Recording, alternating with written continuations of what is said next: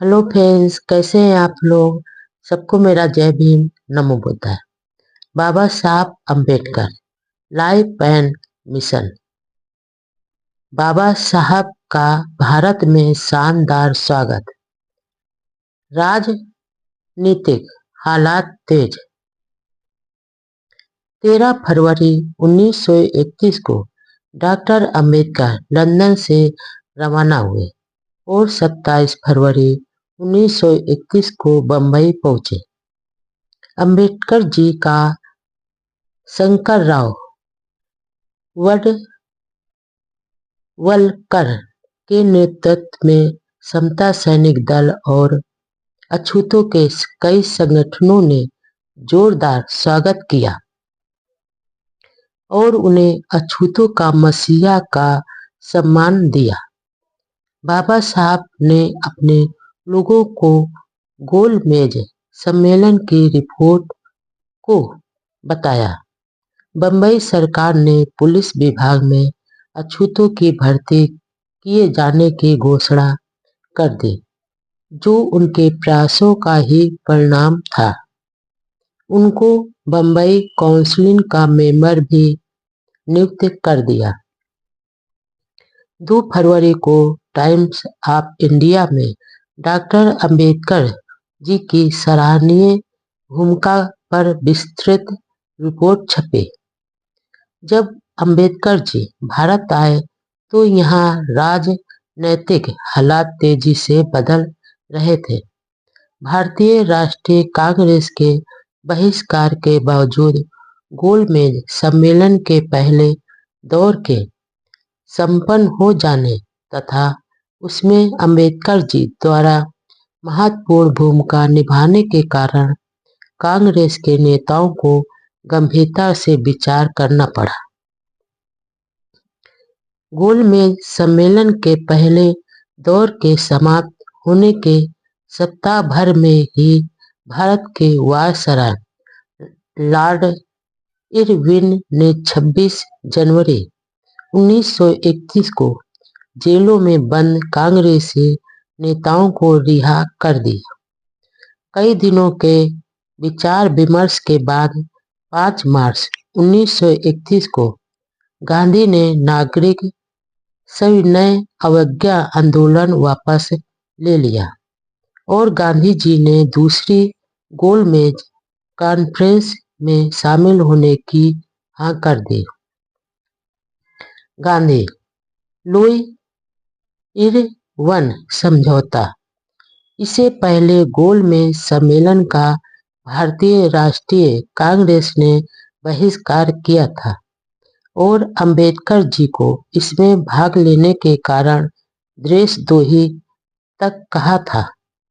लेकिन अंबेडकर जी ने जिस प्रभावी ढंग से ब्रिटिश सरकार की शोषणकारी नीतियों की आलोचना कर पूरे देशवासियों का पक्ष दुनिया के सामने रखा, उससे राष्ट्रीय आंदोलन के अग्रणी नेताओं को बहुत कुछ सोचने और फैसला लेने के लिए बाध्य कर दिया।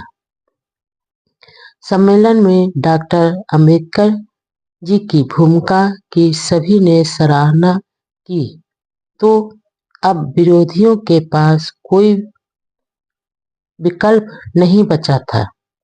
कांग्रेस के भाग नहीं लेने व पहले सम्मेलन के प्रस्ताव पर चर्चा के लिए दूसरी गोलमेज कॉन्फ्रेंस की जरूरत हुई।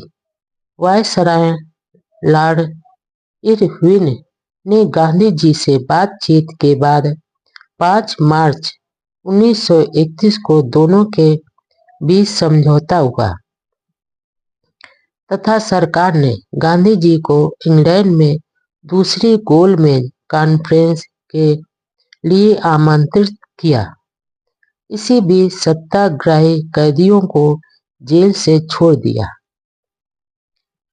डॉक्टर अंबेडकर जी के प्रति कांग्रेस का व्यवहार कुछ बदलता जा रहा था।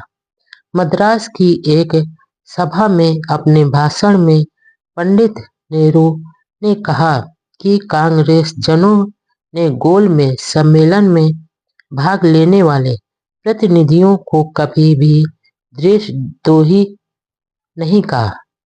कांग्रेस के बुद्धिवादी व प्रगतिशील नेता नेहरू के इतना कहने के बावजूद कांग्रेस की कटुता के कई उदाहरण सामने आते रहे।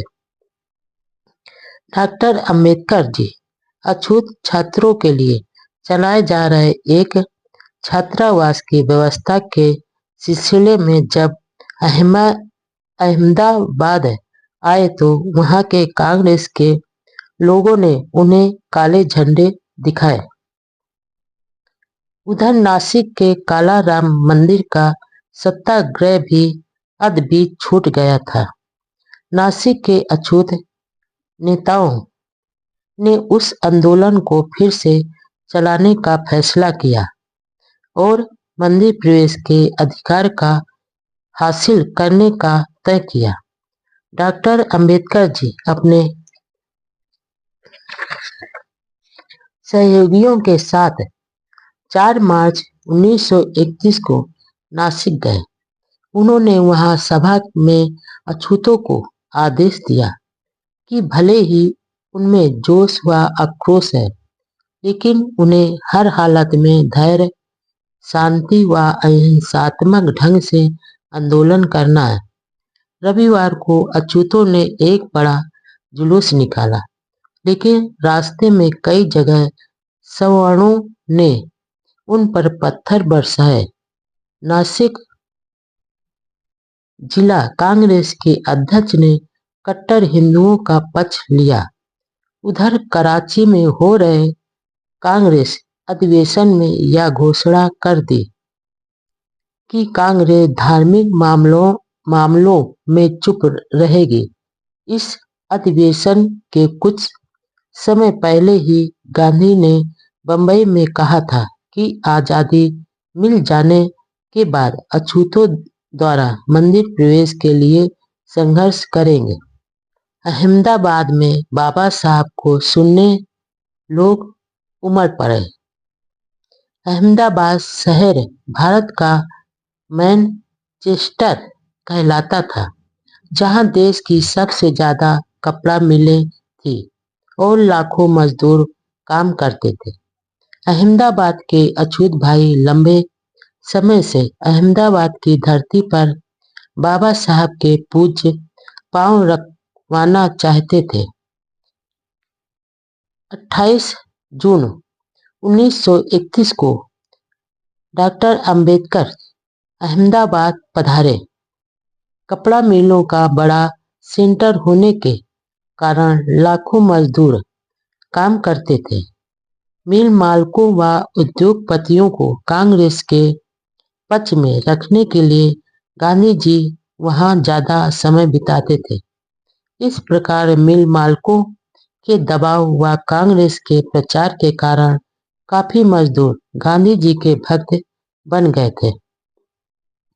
बाबा साहब के स्वागत के लिए नव युवक मंडल के सदस्य, हजारों मजदूर, समता सैनिक दल के स्वयं सेवक व दलित वर्ग के हजारों नर नारी मौजूद थे।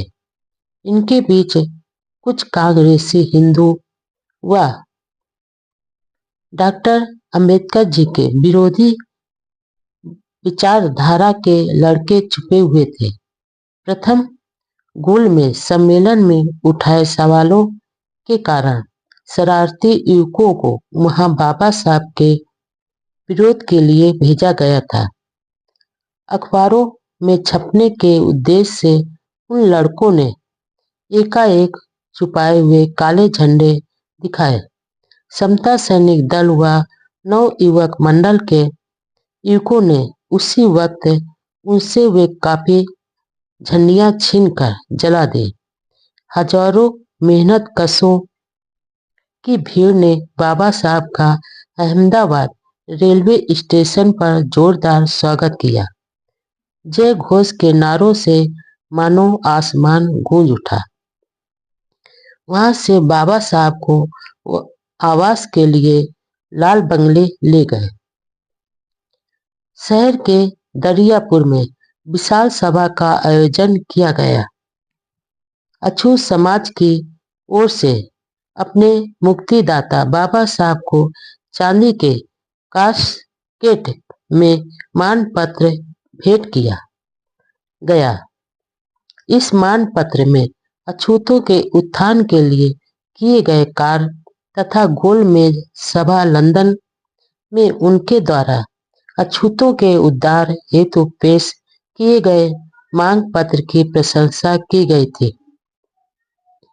बाबा साहब के सम्मान में सभी के सिर झुके हुए थे।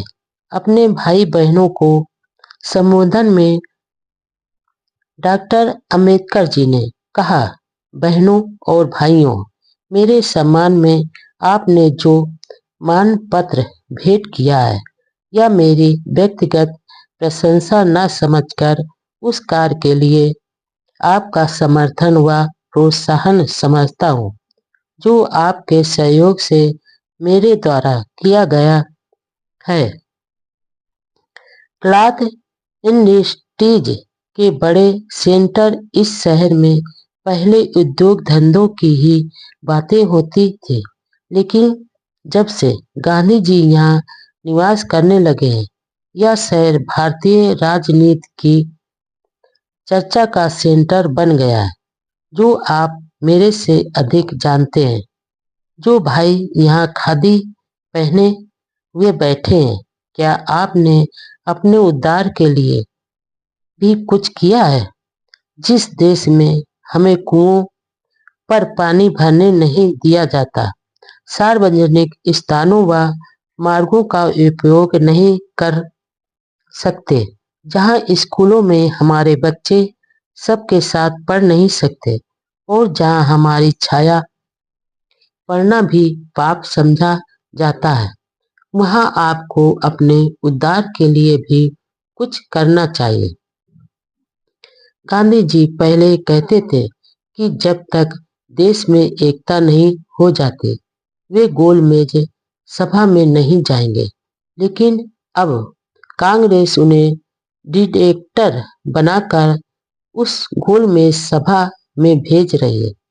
कराची की कांग्रेस सभा में गांधी जी का एक लंबा प्रस्ताव पास हुआ है, जिसे स्वराज में जनता के अधिकारों के लिए 22 शर्तें हैं, लेकिन क्या फर्क पड़ता है जब तक उन पर अमल नहीं हो?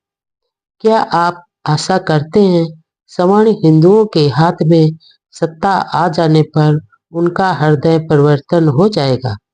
हिंदू शास्त्रों में जो विधान है वे तो उसी समय बने जब स्वयं हिंदुओं का शासन था। तब किस उद्देश्यों से ऐसे गुलामी के ग्रंथ गढ़े गए थे? आजादी मुझे भी प्यारी है, लेकिन पहले सामाजिक आजादी चाहिए।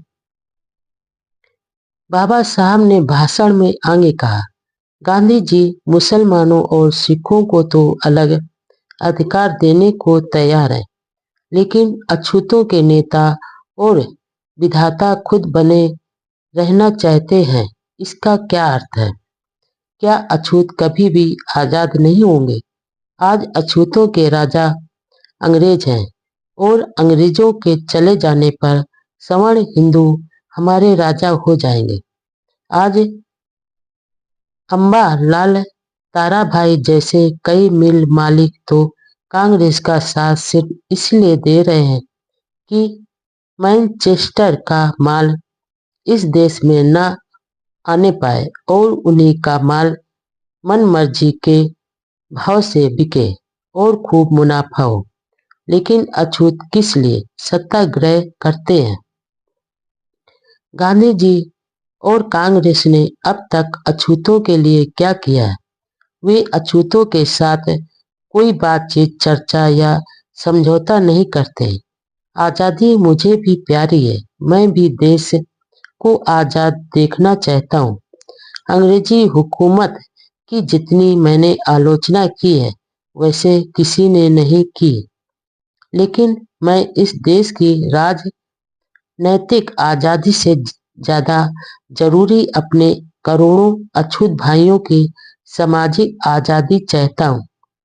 मेरे बहुत से भाई जो राजनीति के दांव पेच नहीं समझते, वे गांधीवाद के चंगुल में फंस गए हैं। मैंने एक भाई को यह कहते हुए सुना है कि हम गांधी जी की प्रजा हैं। यह कैसी दयनीय व गुलाम मानसिकता है। आजाद भारत आजाद नागरिकों का देश होगा, यह गांधी जी की प्रजा का।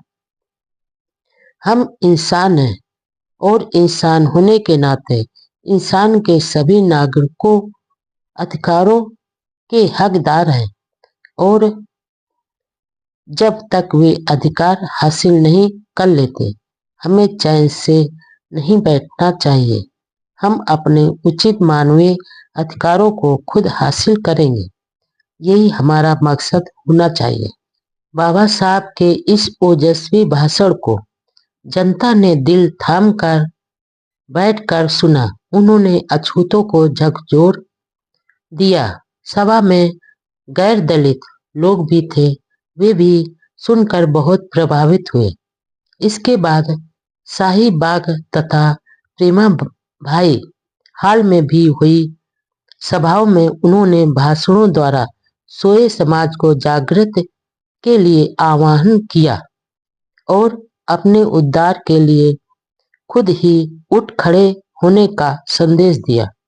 इसके बाद बाबा साहब ने अछूत छात्रों के छात्रावास का जायजा लिया।